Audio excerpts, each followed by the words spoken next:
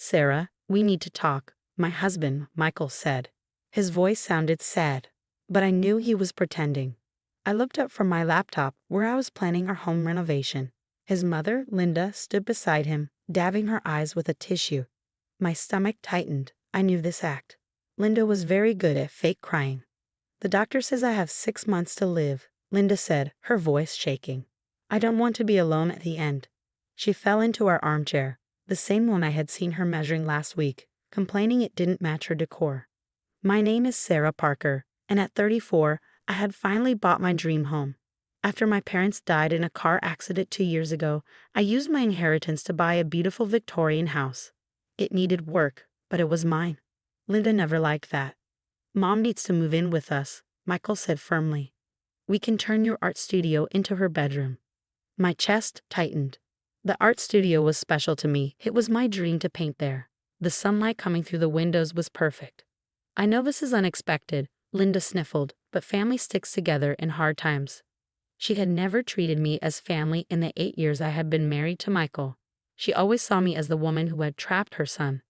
Which doctor told you this? I asked carefully. Maybe we should get a second opinion. Linda hesitated, then said, Dr. Thompson. But I trust him. I nodded. Dr. Thompson, the same doctor who supposedly diagnosed her with a rare disease last year, just before Michael and I were supposed to go to Italy. We canceled our trip to take care of her, but 2 weeks later she was fine. I need to think about this, I said. Think about it, Michael shouted. My mother is dying. Where is your compassion? I looked at my husband. He had always chosen his mother over me. Something inside me changed. Yes, I need to think about it, I said firmly. This is my house too. Actually, Linda said sweetly, since Michael is your husband, it's his house too, and a son's duty to his mother. The house is in my name only, I cut in. I bought it with my inheritance. Linda's smile faded. But that's not the point. This is a big decision, and I won't rush into it. I walked outside to the garden, my favorite place. Sitting on a bench, I pulled out my phone and called Dr. Thompson's office. I'm sorry, the receptionist said.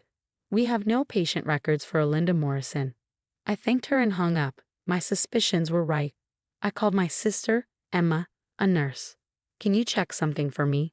I asked. 2 days later, I had my answer. Linda had not been to any oncologist. She had no cancer, no diagnosis. She was lying.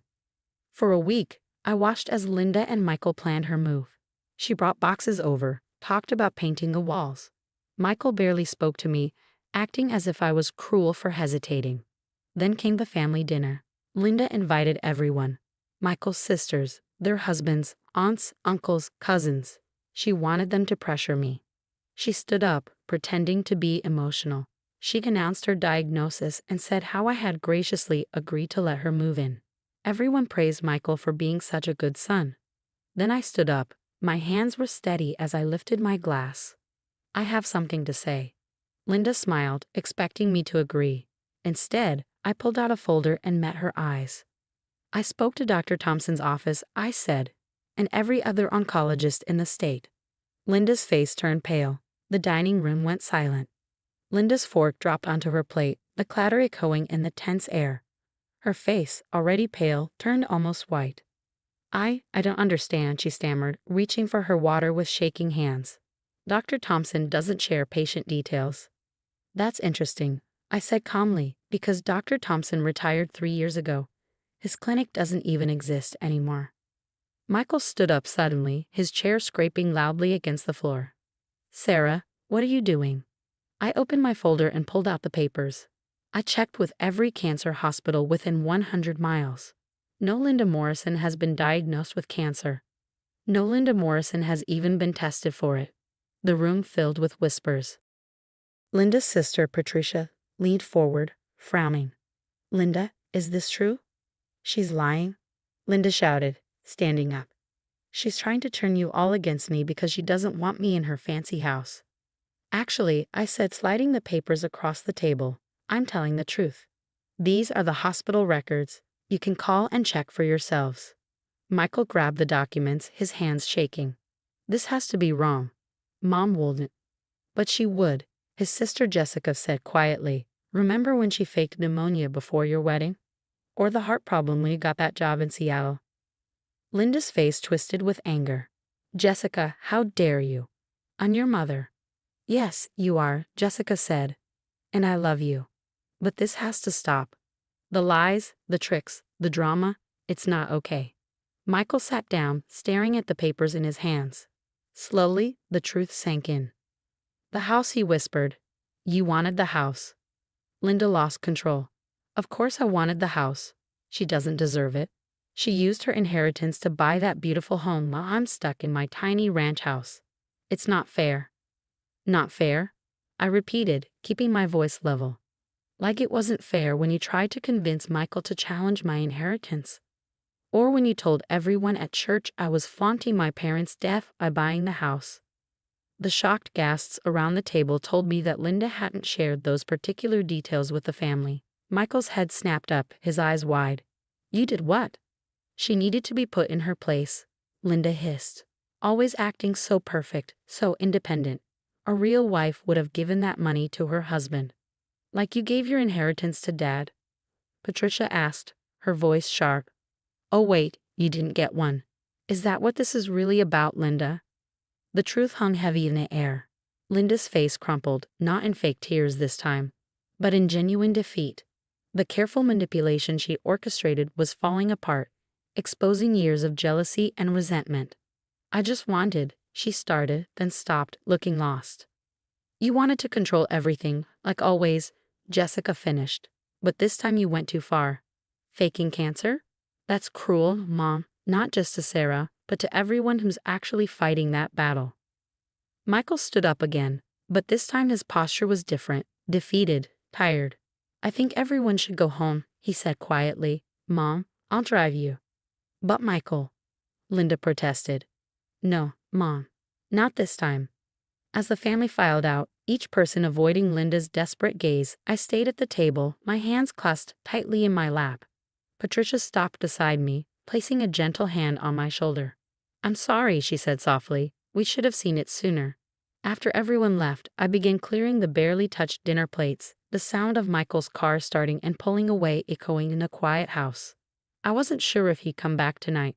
I wasn't sure of anything anymore. But as I stood in my kitchen in my house, I felt something unexpected, relief. The truth was finally out, and with it, the weight of years of subtle manipulation and forced smiles lifted from my shoulders.